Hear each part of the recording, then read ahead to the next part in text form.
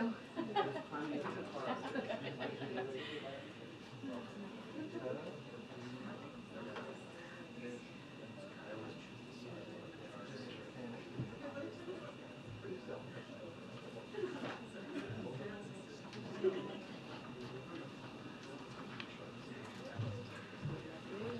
Good afternoon. Happy Friday. I'm going to be really quick here at the top. As you can see, we have our National Security Advisor, Jake Sullivan, here. He's going to preview the President's trip next week to the UN General Assembly and also take any foreign policy questions you all may have. Jake? Thanks, Karine, and good to see all of you guys again, including those of you who made the round-the-world trip just a few days ago. As you all know, next week, world leaders will convene in New York for the opening of the 78th session of the UN General Assembly. President Biden will be in New York through Wednesday, and he's eager to use this trip to advance U.S. interests and values on a range of issues, from mobilizing financial resources for the Global South for development and infrastructure needs, to galvanizing cooperation to tackle the climate crisis, to strengthening global support for Ukraine's sovereignty and territorial integrity as it defends itself against Russia's brutal invasion. At the G20, President Biden announced initiatives that will mobilize significant additional financing for international development from multiple sources, public and private, domestic and international. And he also reaffirmed U.S. support for reform and evolution of the multilateral development banks, especially the World Bank, to better serve the needs of poor and middle-income countries. At this year's General Assembly, the President will build on this theme. He will also reaffirm and advocate for the principles at the core of our international order, including the UN Charter, the Universal Declaration of Human Rights, and he will underscore the need for the UN and all multilateral institutions to be more representative, democratic, and effective. So on Tuesday, President Biden will deliver his annual address to the General Assembly, and in that speech, he will lay out for the world the steps that he and his administration have taken to advance a vision of American leadership that is built on the premise of working with others to solve the world's most pressing problems. We put a lot of points on the board, and the President will talk about how those steps, how all of those steps he's taken so far ladder up to a larger vision. In addition to speaking before the General Assembly, the President will also meet with United Nations Secretary General Antonio Guterres, and they will cover both immediate hotspots and the longer-term trends. The President will also meet with the presidents of 5 Central Asian nations: Kazakhstan, the Kyrgyz Republic, Tajikistan, Turkmenistan, and Uzbekistan. This will be the first ever C5+1 presidential summit. The C5+1 actually began in 2015. It has been strengthened in the years since, and now we will see it come together at the leaders' level for the first time. And this inaugural summit will allow for the leaders to discuss a range of issues, from regional security to trade and connectivity to climate change, and ongoing reforms to improve governance and the rule of law. The President will also host the traditional reception with world leaders, where he'll have the chance to engage with dozens of heads of state and government from around the world. On Wednesday, the President will have the opportunity to hold a bilateral meeting with President Lula, as well as join him in an event with labor leaders from Brazil and the United States to highlight the central and critical role that workers play in building a sustainable, democratic, equitable, and peaceful world. Also on Wednesday, President Biden will sit down with Prime Minister Benjamin Netanyahu of Israel to discuss a range of bilateral and regional issues focused on the shared democratic values between the United States and Israel, and a vision for a more stable and prosperous and integrated region, as well as to compare notes on effectively countering and deterring Iran. President Biden will then return to Washington to host President Zelensky of Ukraine here at the White House on Thursday. And this will be their 3rd meeting here at the White House, and it certainly comes at a critical time, as Russia desperately seeks help from countries like North Korea for its brutal war in Ukraine, as Ukrainian forces continue to make progress in their counteroffensive, and just after the next Ukraine Defense Contact Group meeting that Secretary Austin is organizing with dozens of our allies and partners in Europe earlier next week, as we continue to coordinate the provision of arms and equipment to help Ukrainian forces.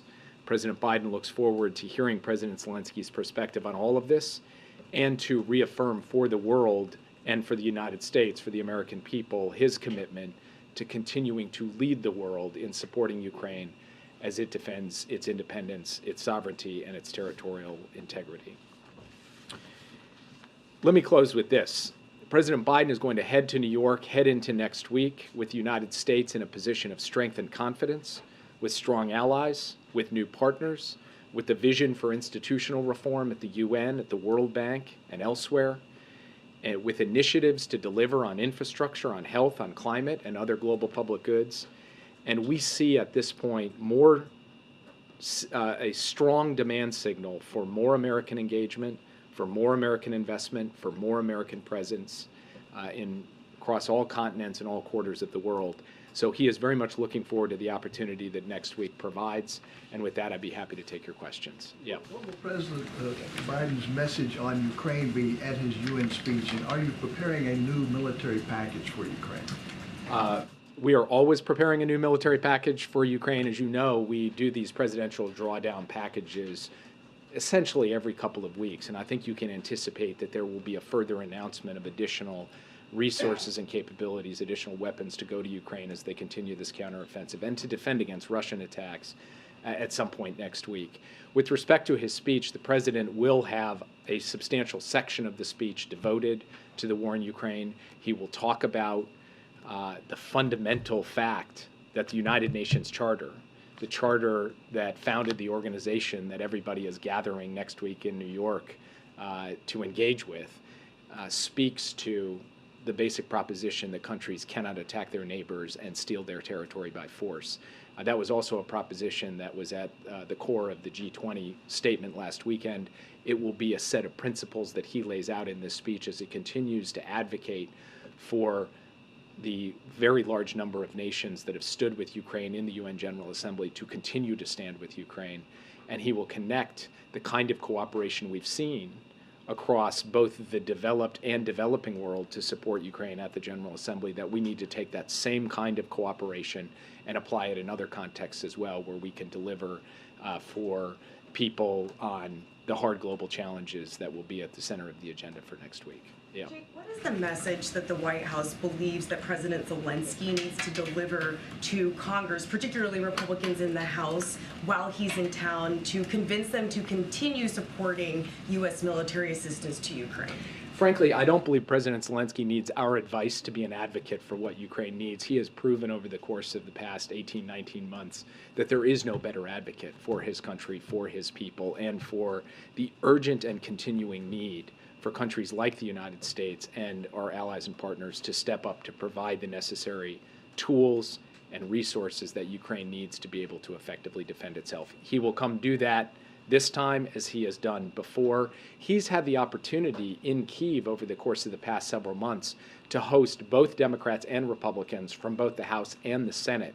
So he is very much abreast of the perspective and the discussions that are taking place up on Capitol Hill. And I think he's looking forward to the opportunity not just to see President Biden here at the White House, but also to see congressional leaders from both parties to make the case that the United States has been a great friend and partner to Ukraine throughout this entire brutal war, and that the United States should continue to do that. We have confidence that there will be bipartisan support for this. I think President Zelensky does as well, and he wants to build momentum towards that as we head to the end of the month. Yeah.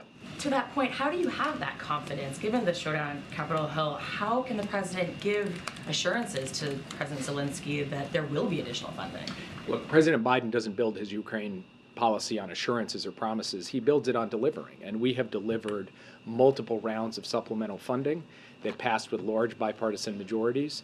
We believe, based on our consultations on the Hill, that there continues to be strong bipartisan support in both houses for continued funding because, frankly, Republicans and Democrats both recognize that the United States cannot, in its own naked self-interest, let alone the moral obligations we have, walk away from Ukraine at this critical moment. So we believe that whatever other toing and froing there is in the legislative context, that at the end of the day, the United States will be able to continue to deliver for Ukraine and continue to be able to lead a diverse coalition of countries that are also stepping up to deliver. I mentioned in my opening that Lloyd Austin is hosting another contact group meeting next week. And we expect to see other countries stepping up on air defense, on ammunition, on other capabilities increasingly, that they are sharing the burden, our European partners and others, alongside the United States. And we are showing that to the Congress to say this isn't just about the United States alone. This is about the United States with the free world and friends of the free world stepping up together to continue to deliver for Ukraine. Yeah. Jay, so just to clarify, so are you not concerned at all about Ukraine funding and extra aid getting kind of wrapped up or kind of mixed into the shutdown situation? I spend my life concerned about everything under the sun. As those of you who know me know, I never sleep easily at night about anything. The point I'm making is not about what's going to happen on a particular day, a particular vote, or, as I said before, the toing and froing of the legislation. The point I'm making is to look at the bigger picture. In the bigger picture, I do believe that the United States will be there on a bipartisan basis to continue supporting funding. I don't know if you can say that, but can you talk, do you anticipate that Zelensky will be meeting with McCarthy and Republican leaders as well on this trip? It's not for me to announce his meetings up on the Hill. I will say that we have every expectation that he will meet with both Democrats and Republicans from both branches of government on the Hill. What the nature of those meetings will be, who exactly will be in them, I'll leave it to the leaders in the House and the Senate to make their announcements. Yeah. Thank you, Jake. I know you said the president's going to be meeting with Netanyahu next week when he's at UNGA. Is there a possibility that he'll meet with the Saudi Crown Prince as well to discuss the potential peace deal? I'm not aware that the Saudi Crown Prince is coming to the UN General Assembly, but we do not have a meeting scheduled with him for next week. Yeah. Thanks, Jake. A little change of topic. In the UK, there was a staffer in the British Parliament who was arrested and charged on the suspicion of being a Chinese spy. Are you guys worried there might be such an infiltration here on Capitol Hill or in one of the U.S. agencies? I don't have any specific information with respect to that, but of course the United States takes very seriously the possibility of espionage by a wide range of countries, whether that's cyber-enabled, human, signals intelligence, you name it. And we have a counterintelligence enterprise across the U.S. government precisely to deal with that, but nothing specific to speak to at this time. Yeah. Thank you, Jake. A couple of questions. First, on the Houthis visit, you issued a statement welcoming that. How significant is this? And do you see the Saudis' role now moving from being a party to the war to more of a moderating or mediating rather in the conflict in Yemen? And I have a question on Iran. We believe that the Houthi visit is a significant step. It is the first time we have seen this happen in a very long time. It comes at a moment when we are 18 months in now to a truce that has abated the violence in what had been the most violent and catastrophic conflict going, a couple of years ago. And it has been a paramount priority of the Biden administration to de-escalate and ultimately end that war. And we commend the government of Oman for what they have done to help facilitate this. We are working closely with the Yemeni and the Yemeni parties and the United Nations. And as far as the Kingdom of Saudi Arabia is concerned, we commend their leadership as well, because this is a big step forward for them. And we believe that they are trying to work to help bring about an end to this conflict. That would be good for everyone. It would be good for Saudi, it'd be good for the rest of the countries in the region, it would certainly be good for the Yemeni people, and it would be good for the cause of peace and stability across the Middle East. On the first anniversary of Mahsa Amini's death, you also issued a statement reiterating everything that you have done in the last year, whether it's kicking Iran out of the UN Human Rights Council in New York or putting 70 other officials on the sanction list. But we haven't seen anything to coincide with this 1 year anniversary. Do you think that anything the administration might have announced will complicate the prisoners deal, or do you see it separately, and why you didn't issue anything new? In fact, we are issuing today additional sanctions, more than 24 additional entities and individuals involved in repression in Iran, and we'll continue to do that. We'll continue to sanction Iranian behavior, whether it is flouting basic norms of human rights contained in the Universal Declaration, or it's relative to the work that Iran is doing to provide weapons to Russia to kill Ukrainian civilians, and we'll have more designations on that in the coming days. So we believe that we are capable, on the one hand, of taking the necessary steps to bring American citizens home who belong here at home, who have been wrongfully detained, and also to hold Iran accountable for actions that they take that are contrary to international law and to the basic norms and principles that even Iran has signed up to at the United Nations. On Ukraine, Ukrainians had hoped to come to New York after severing the land bridge in Crimea. What message does President Biden hope to send about calls in the developing world to negotiate settlement? Sense of openness or no interest in that? And then on the Security Council, will President Biden and President Zelensky attend? So with respect to calls for peace or negotiations, President Biden has been clear and will continue to be clear. The United States supports peace in Ukraine, but we support a just peace in Ukraine, and a just peace has to be based on the principles of territorial integrity and sovereignty. And incidentally, many of those countries that you're referring to in Africa and Southeast Asia and Latin America have actually reinforced the idea that they're not just generically calling for peace, they are calling for peace based on the very same principles that the United States supports: sovereignty, territorial integrity, and the proposition that you cannot simply rip off another country's territory by force. And you can't attack civilian infrastructure and try to destroy grain or energy capabilities that are sustaining human life and the economy of Ukraine. So we actually believe that we have, over the course of the past several months, built a strong engagement and dialogue with the Global South on what ultimately a just peace looks like. It does not seem that Russia is particularly serious about that at the moment, and so our job, from our perspective, is to provide Ukraine with the tools it needs to be in the best possible position on the battlefield so that it can be in the best possible position at the negotiating table. And the last thing that I would say, and we say this not just at podiums, but to our partners in the Global South, nothing about Ukraine without Ukraine. Nobody is going to negotiate Ukraine's future. Those two questions, Jake, you mentioned the Global South, and I think there's a lot of concern from the Global South that Ukraine is taking up a lot of oxygen at this and previous UNGA. And so how would the president balance the needs of the Global South countries, particularly on debt reduction and climate change and so on, and rally support for Ukraine at the same time? And also just to follow up on your point about making the General Assembly making the UN a more representative and democratic and effective body. Where are we in terms of the president's support to reform the Security Council? The president, in his UN General Assembly speech last year, actually laid out his view that we need to add additional both permanent and non-permanent members to the UN Security Council, and that we need a wider geographic representation on the Security Council. He will reinforce and reiterate that commitment this year as well. And then with respect to the question of how, on the one hand, we continue to support Ukraine full-throatedly, and on the other hand, we also make sure we're addressing the needs of the Global South developing countries, I'd say two things. First, these are connected, because the war, Russia's brutal invasion of Ukraine, has caused ripple effects that impact food security, energy security, and other forms of harm to countries around the world. And so ending this war on just terms, on the principles of sovereignty and territorial integrity, would serve the benefit not just of the Ukrainian people, but people everywhere. Secondly, we have shown we can walk and chew gum at the same time. We have strongly supported Ukraine at the same moment that we've put forward ambitious proposals on World Bank reform, that we have led at the table on debt relief, that we have mobilized tens of billions of dollars for infrastructure needs in developing countries, that we've announced new significant projects in every significant corner of the world that is meant to deliver for the needs of people in those countries, and we're going to continue to do that. And the president's speech will reflect that as well. Yeah. Moscow said there was no agreement reached after the meetings with North Korea and Eastern Russia. What's your evaluation of what we've seen during the last days?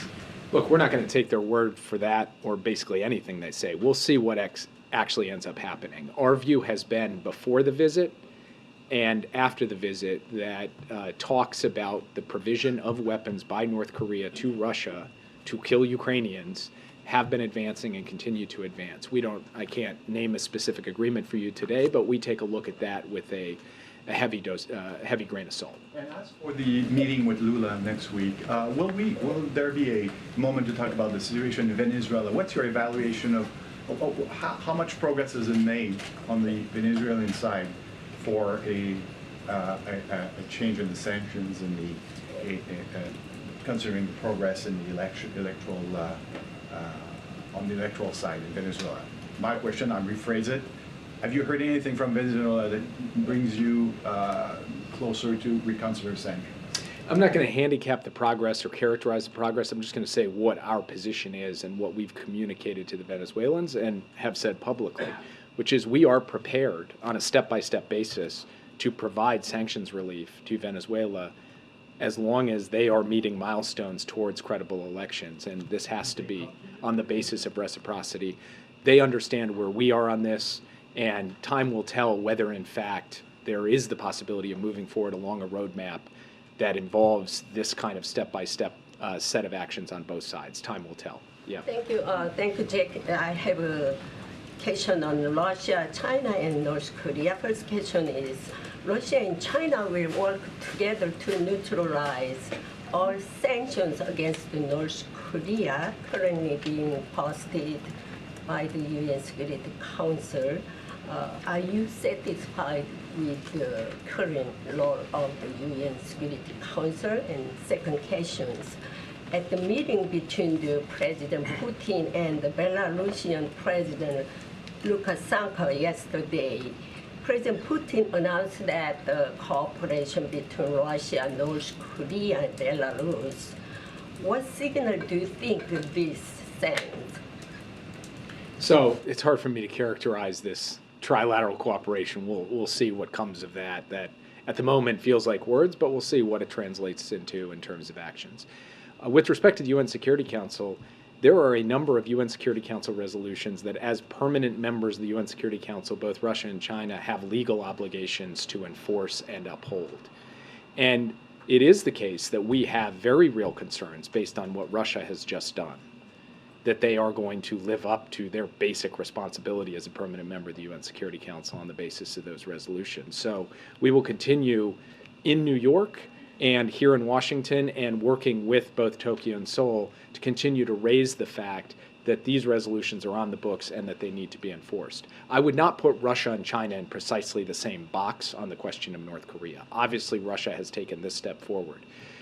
We are continuing to communicate to Beijing that we expect that they will uphold their responsibility with respect to the enforcement of these resolutions, and we will continue to press for further action in New York in response to provocations and other steps that North Korea takes that are in violation of international law. Final point I would make, yesterday we held the first of our commitment to consult mechanism engagements at the National Security Advisor level in response to this meeting between Kim Jong-un and Putin. So I spoke with my counterparts from Japan and South Korea. The three of us had the opportunity to compare notes on this and to coordinate what steps we will take in the coming days and weeks. So we are very closely aligned on a trilateral basis to respond to anything that Russia chooses to do with North Korea on a going forward basis. Yeah. Thanks a lot, Jake. I want to ask you about the communique concerning Ukraine that came out at the conclusion of the G20. The communique reads a lot differently than the communique that came out the prior year at the G20 in Bali, Indonesia. It is more neutral. It's tepid versus the prior communique that was released. What is the reaction that you've received from your Ukrainian counterpart to that statement that came out at the G20? I have not received any kind of formal or really informal reaction from Ukraine with respect to the G20 communique. What they're focused on, what Ukraine is focused on, is the process that began in Copenhagen, continued in Jeddah, which is an opportunity for Ukraine itself to be able to engage with the countries of the Global South and find a way forward towards a common understanding of the principles upon which the just peace should be based. And actually, the conversations in both Copenhagen and Jeddah bear a strong resemblance to the propositions that are laid down in that communique. First, the paramount centrality of territorial integrity and sovereignty. Second, the statement that it is totally unacceptable for any country to use force to violate the territorial integrity of another country. Third, that attacking grain infrastructure or civilian infrastructure should be totally off limits. And fourth, the threat or use of nuclear weapons in a conflict like this should be inadmissible. Those four things, which all showed up in the G20 communique, all are powerful, and I would argue, in a way, not neutral statements in this context, because those are all four things that really say to Russia, what you are doing is not acceptable, are the same kind of four principles or premises that have been core to the conversation that Ukraine is having with its partners. So mainly what they wanted to talk to me about in the aftermath of the G20 was, what was the nature of the conversation in the room? What is the attitude of key global South countries about a just peace? And then how do we take and build upon the engagements that Ukraine has had in that process and move forward from there, consistent also with the principles that are laid out in Ukraine's own peace formula. So that's how we've had the conversation so far. I think we're very much aligned on how we think about a constructive, effective engagement with global South countries. And when I say we, I mean Kyiv and Washington. And so we'll continue to work down that line accordingly. One other one here at home, with this push to get additional Ukraine funding, you would acknowledge this year, heading into the UN General Assembly, the dynamic is different. Last year, Democrats controlled both the House and Senate at this time. Now Republicans control the House. The dynamic being different, does that make your job, the administration's job, that much more difficult to move forward with trying to get the aid that you think is necessary for Ukraine? Last week I had the chance to sit with the leadership, Democratic and Republican, in the Senate, the leadership and the chairs and rankings of the major national security committees. Yesterday I had the chance to sit with the Democratic and Republican leadership in the House and the chairs and ranking members of the key committees. And I've got to say, in those conversations, I felt the basic vibe, so to speak, the idea that the United States needs to come together on a bipartisan basis to support Ukraine, felt as strong as it did a year ago on both sides of the aisle. But of course, I acknowledge that there's a difference between this Congress and the last Congress, and we'll have to contend with that as we go through the discussions that will continue in the days ahead on how to get Ukraine the resources it needs. Yeah. On the C5+1 summit at the UN, are there specific asks or deliverables that the administration is seeking from this bloc? And secondly, should that be viewed as a signal to China that this summit is happening? Look, this summit is not against any country. It is for a positive agenda that we want to work through with these countries. And so on your question of deliverables, we do expect to have a joint statement at the end of it that will lay out in key areas concrete things that we intend to work on and do together, and the United States will bring to the table some resources to be able to do that effectively. Yeah. Jake, I apologize if I missed it, but is the president not participating in Wednesday's climate summit? And if not, who will be dispatched from the U.S.? And then more largely, I know the Secretary General said he wants folks to come with something ambitious and new. Will the U.S. have something ambitious and new to offer at that summit? So currently, the president is not scheduled to participate in the UN Climate Summit on Wednesday. I will have to come back to you on who the U.S. representative is going to end up being, and I'll let that person speak to what the United States brings to that summit. Yeah. Thanks, Jay. Yesterday we saw a report on China that the defense minister has been the subject of an investigation. We also saw the US ambassador to Japan quoting Shakespeare about something being rotten in the state of Denmark and saying that this minister hasn't been seen for 3 weeks. Do you have any information on that, anything you can tell us? I don't have anything for you today on that. Yeah. Given the complex issues you've been talking about that the president is dealing with, and given your role being such a close advisor, I want to ask you about how you would describe to us the impact on a personal level that the president is going through with the indictment of his son, and does it have anything that you can see that affects his ability to prepare or his focus on these issues as he's going into a consequential week?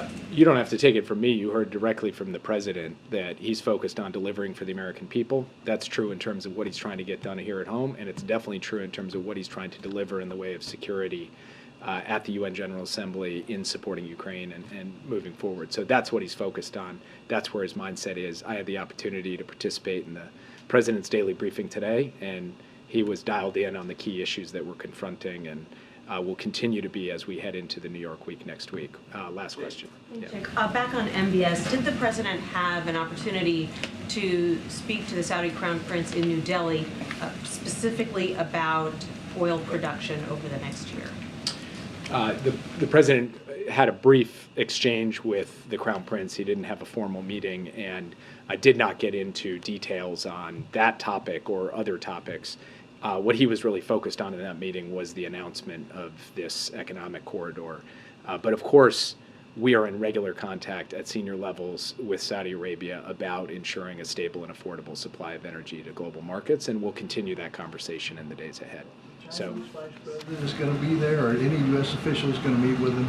I don't have an announcement for you today, but stay tuned in case there is a U.S. official who ends up seeing the Chinese Vice President. Yeah. On food security, just finally, the UN leadership is expecting to have talks on reviving the Black Sea grain deal. Does the White House have any optimism on the likelihood of that happening? I think I said earlier I'm never optimistic about anything, which remains true in this context as well. But no, look. We're worried about you, Jim. Thank you. Although it's what Joyce said about Irish people, that they have an abiding sense of tragedy that sustains them through temporary periods of joy. That's my existence. Look, we don't see an immediate pathway back to this because Russia's excuses, answers on this just keep shifting, and what they all sort of betray is a basic lack of willingness on their part to allow grain to flow freely to the world. We are going to continue to press on them. We are going to call on the rest of the world to do the same. We know the Turks are working hard at this. Guterres is working hard at this. So we hope that they can generate an outcome. But the Russians are not giving us a huge amount of cause for optimism at this moment. Thanks, everybody. Thank you for coming. Thank you. Especially when there's no peace. Thank you, Jake. Okay, a couple of things before we take additional questions. The President, his senior staff, and officials across the federal government are monitoring the path of Hurricane Lee. Late last night, the President immediately approved Maine's emergency declaration to help the state prepare for the impacts of Hurricane Lee. Additionally, FEMA Administrator Criswell has been in contact with governors from New Hampshire, Maine, Massachusetts, and Rhode Island, and FEMA has staged resources across New England to provide rapid federal assistance if needed.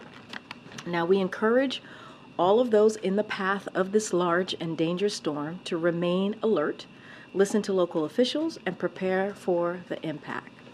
Visit ready.gov for tips on how to prepare. The President and his entire administration stand ready to support communities which may be impacted. As you all know, today is the first day of Hispanic Heritage Month. It is a time to honor the history and contributions of the Hispanic community to our nation. Next Thursday, September 21st, President Biden will attend the 46th Congressional Hispanic Caucus Institute Gala, and Vice President Harris will participate in a moderated conversation with young Latinos during the CHCI Leadership Conference.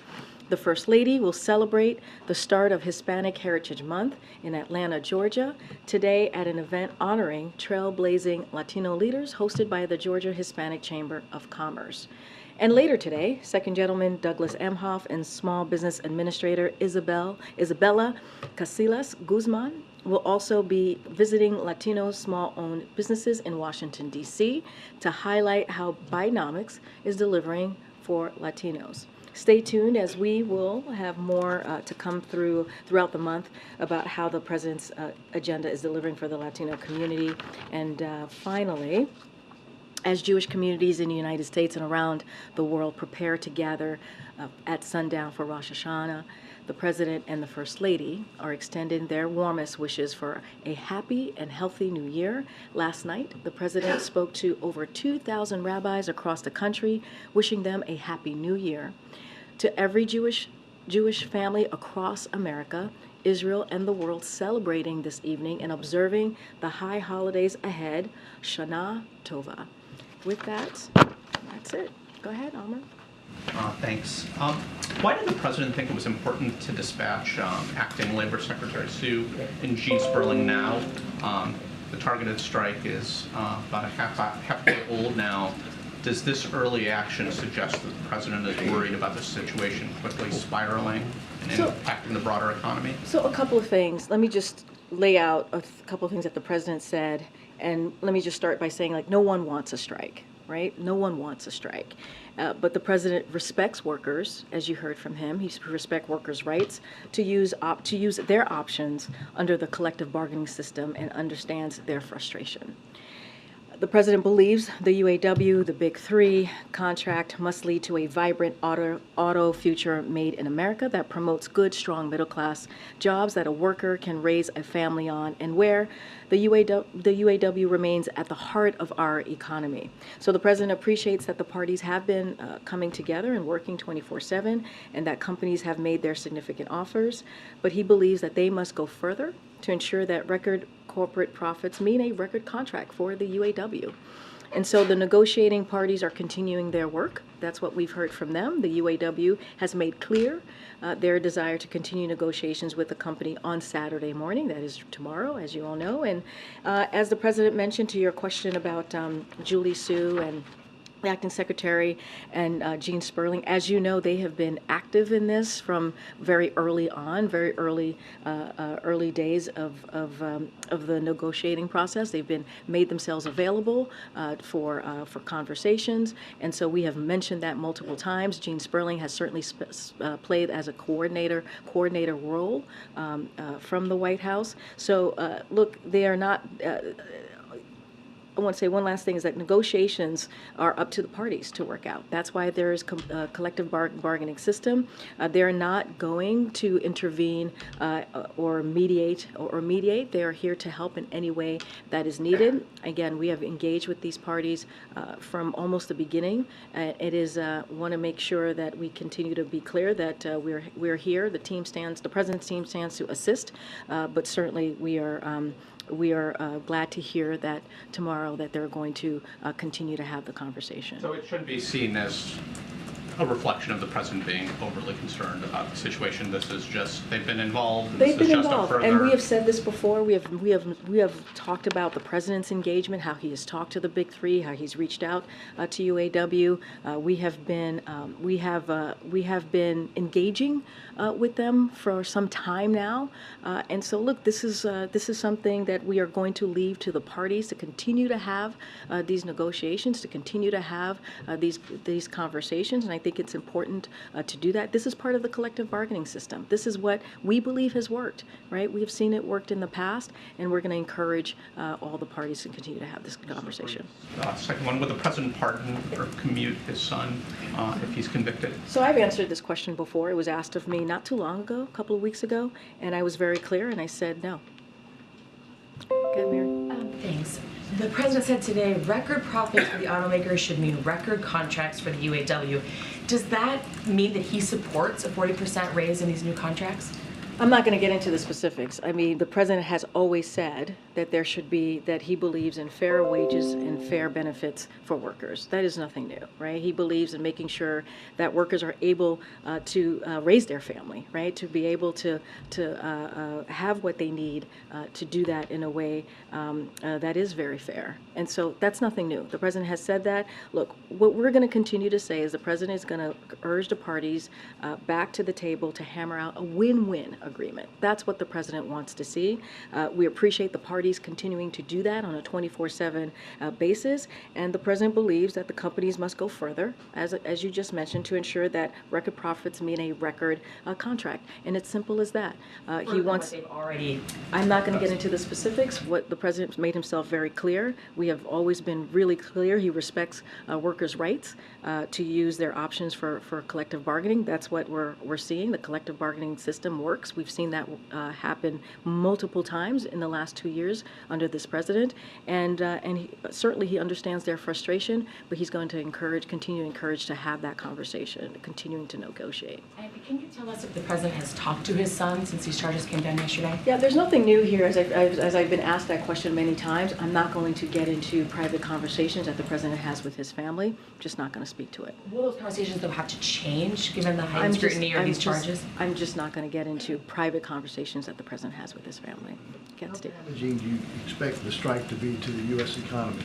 So I'm not going to certainly not get into hypotheticals from here. Look, we are going to continue to monitor. That is something that we do here to see what is going to be happening here, and we're closely monitoring the situation. But no decision has been made on any path forward. And so again, we're going to monitor. We're going to encourage, and we're actually we're happy to see that the negotiation is continuing to happen, to continue to occur. We're going to see them, as the UAW stated, they're going to get back together tomorrow, Saturday morning, and so that's what the president wants to see: collective bargaining happening at this level, at this time. Hoping for a quick agreement? Is that what Jean and Julie are going to try I to mean, get? look, Jean and Julie, as I mentioned, the acting secretary of Labor, and also Jean Sperling, who has played coordinator throughout this process, is going to do what they've been doing, engaging, offering assistance if they need it. And so we're going to continue to stay engaged. We're going to continue to monitor. This is nothing new. They've been engaging for some time now. But of course, this is up to the parties to come up with a win-win, we believe, agreement so that we can move forward. Good, Kayla. Thank you, Karine. The president's remarks today were seen as a pretty firm endorsement of the workers' position. Previously, the White House had avoided taking sides, encouraging both parties to stay at the table. What changed? I don't think anything's changed. I mean, the president has always been a pro-union president. I mean, you have heard us say that he is seen as the most pro-union president that we've had thus far. And so, you know, the president respects workers' rights. He does. He respects their rights to collective bargaining. We believe it is something that is important that they have the right to choose to use. And he understands their frustration.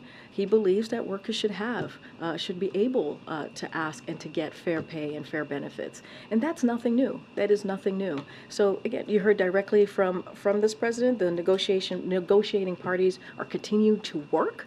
That's what is really important here, and they've made clear, UAW has made clear that they're going to continue these conversations on Saturday morning, and that's what we're going to see. We are offering, Senior Advisor Jean Sperling and Acting Labor Secretary Julie Su, they're going to go to Detroit, but ultimately these negotiations are up to the parties to work out, and we understand that, but we are offering any assistance that we can provide. But to say that the negotiations are up to the parties to work out, and also have the president say the companies have not gone far enough, it appears that the president is taking the side of the workers. I don't think so. I mean, look, the president respects workers' rights.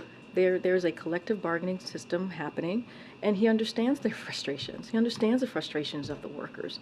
Absolutely. Again, this is nothing new. We have said they should be able to ask and receive fair pay and fair wages.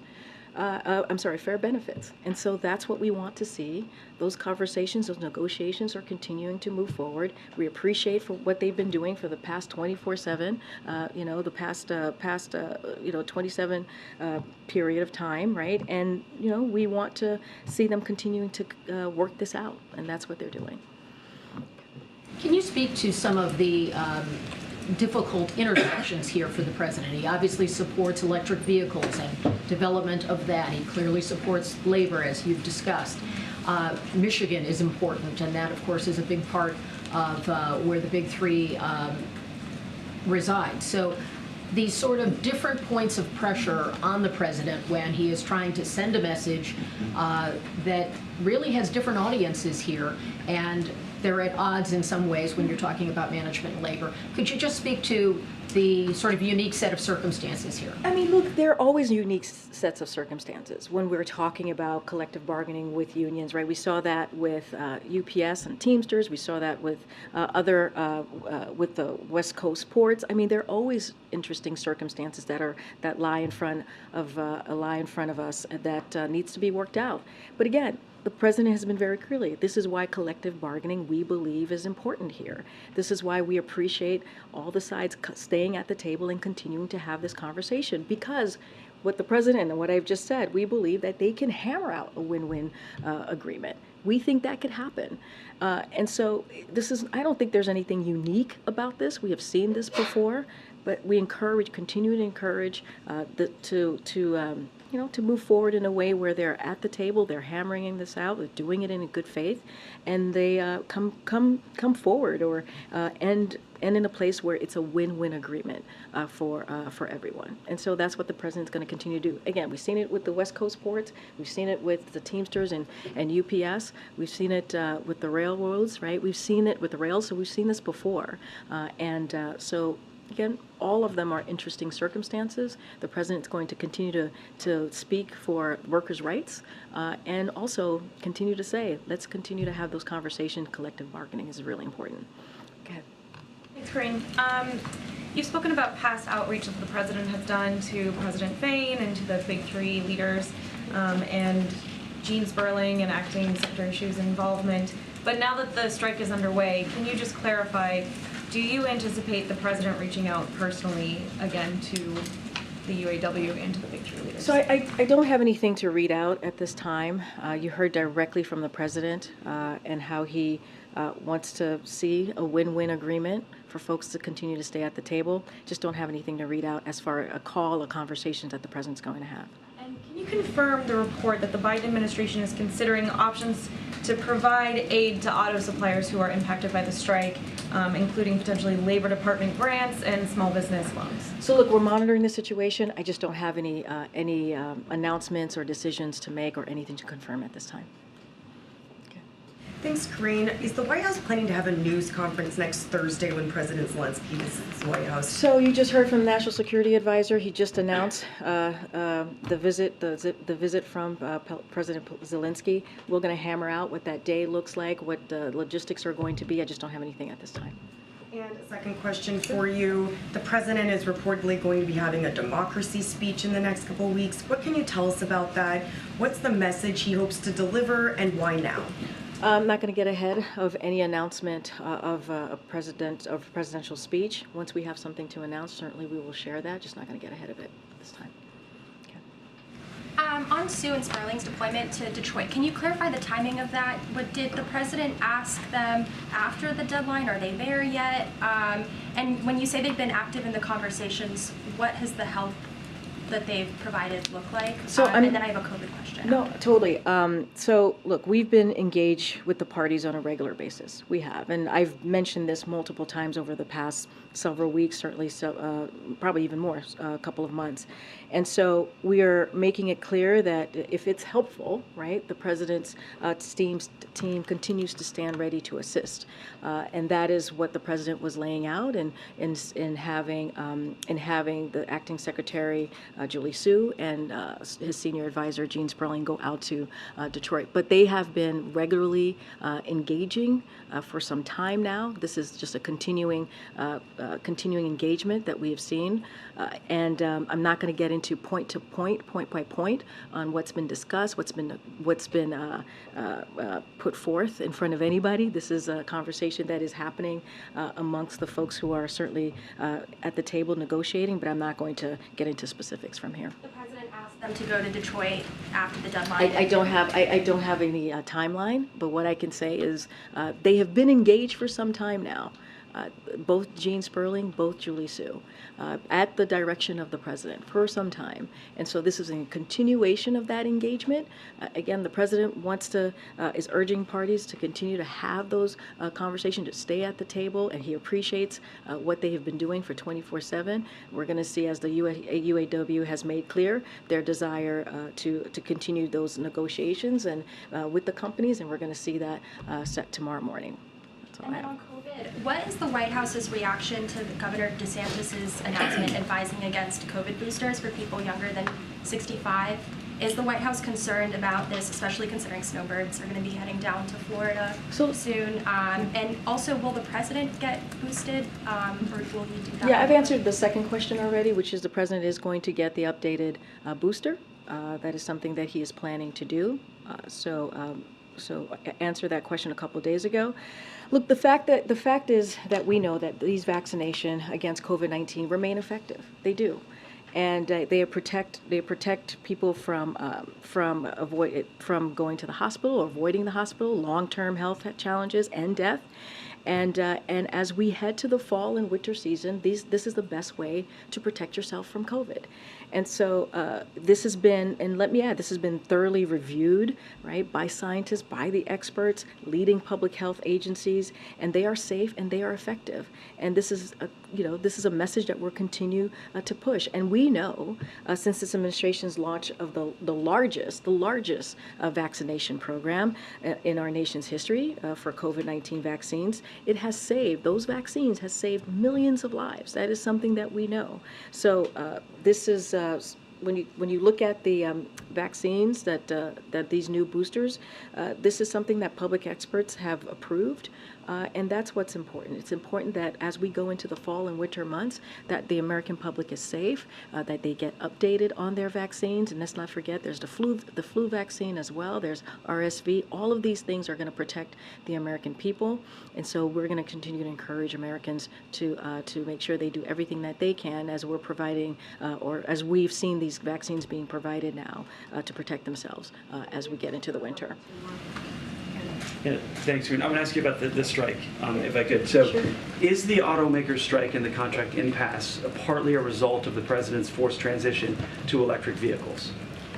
No, we don't believe that to be. Look, and you've heard us say this. Jared was here just the other day. He talked about the president's policies as it relates to the future of auto industry and how it's going to rebuild America, right? Making sure that we're making things in America, right, by American workers. That has always been the president's focus. EV sales, if you look at it, hit a record high last quarter, increased by nearly 50% from the same time last year, and EV prices are down 20% year over year, being driven in part by Inflation Reduction Act credits. So again, thanks to the president, thanks to congressional Democrats, sales are going up and costs are coming down, and that's what we're seeing. Ford says it's going to lose $4.5 billion this year on its EV division. But look, I just laid out how important this provision, as it was part of the Inflation Reduction Act, how important it is, how sales are indeed going up, right? That's Ford, right? Sales are going up while costs are going down. Really important for bringing manufacturing jobs here, making sure we're building in America, also making sure that we're dealing with the climate crisis. This is what the president's focus is on, right? Making sure that we rebuild an industry back in America, as well as bringing jobs back here too. And so that's what we're seeing. Again, sales are going up and costs are going down. One more quick thing. I want to get your reaction. The U.S. Chamber of Commerce president released a statement saying, and I'm going to read this, the quote, "The UAW strike and indeed the summer of strikes is the natural result of the Biden administration's whole-of-government approach to promoting unionization at all costs. For the 94% of American private sector workers not in a union, the costs are stacking up." I want to get your reaction. My reaction is this. The president believes that collective bargaining works. That's what he believes, and we've seen that work. And it is important that workers are able to have benefits and wages so that they can raise their family.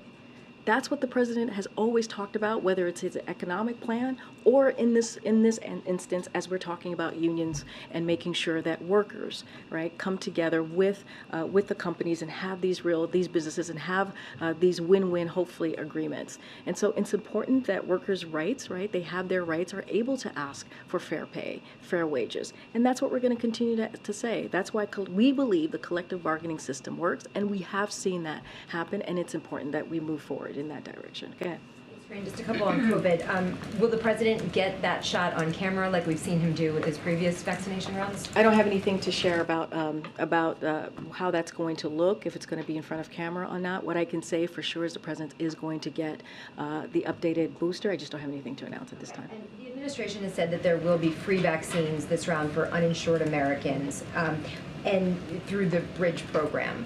But there are certainly concerns among experts about the rollout over the next couple of weeks being having disparities for people that have insurance getting out to pharmacies or to the sites where people without insurance would go. And already we're seeing that there isn't availability at the Bridge sites just yet through vaccines.gov. What is the administration doing to make sure that there isn't a difference for people who don't have insurance, where they can get it, how quickly they can get it, versus those that do have insurance? So look, this is something that, as you know, from the beginning of our comprehensive vaccination program, we've always made sure that we do the micro-targeting, making sure that we don't leave communities behind. That has been incredibly important. In order to fight the pandemic, to fight COVID, you have to make sure that all communities are certainly getting this vaccine. So that is not going to change in this regard. And so look, HHS has a number of initiatives underway, including community stakeholders and digital outreach. That's going to continue.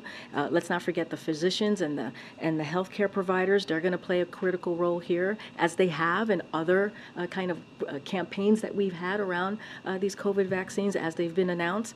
And so, look, HHS is going to make sure that we're continuing to be public-facing here, having events with administrators. We're going to do that. We'll have more to announce on that. And so this is a priority for this administration. We want to make sure that people are aware on how to get these vaccines, and that, again, all communities are able to have access to this. This is something that we have done throughout the past 2 years of this administration as we've tried to move forward with our vaccination program. Places at the same time. We're going to do everything that we can. As I mentioned, HHS has a few initiatives underway. We're going to use not just, we're going to make sure we continue to do what we've done before, right? The experts on the ground, the physicians on the ground, to get the information out there. But again, we're going to do everything that we can, as we've done with every other campaign around the vaccination program, to make sure that all communities have access to this. Good, Nancy. Thanks, Karine. You've seen all the public polling, people concerned about age. How does the president plan to convince the American people over the next year that 80 is not too old for someone who's running for re-election? 80 is the new 40. Didn't you hear? Look, it is. Let's. I get asked this question about once a week, maybe twice a week. I don't know. I've lost track. This is a president, if you think about it.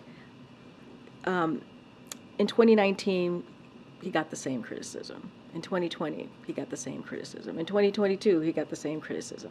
And every time, he beats the naysayers.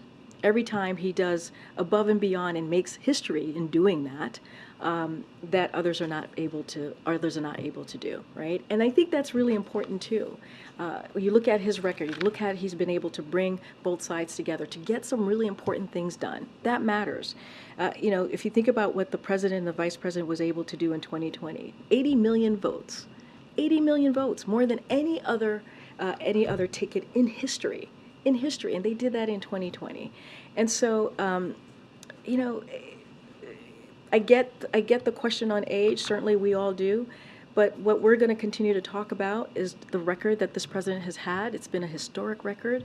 It is something that's going to change the lives of Americans. You think about his economic policy, you think about the infrastructure plan, you think about, I was just talking about the Inflation Reduction Act, whether it's EV, fighting climate crisis, whether it's lowering drug costs because now Medicare is able to fight big pharma. All of these things are things that president before this president have been trying to do for years and years and years and have not been able to do that.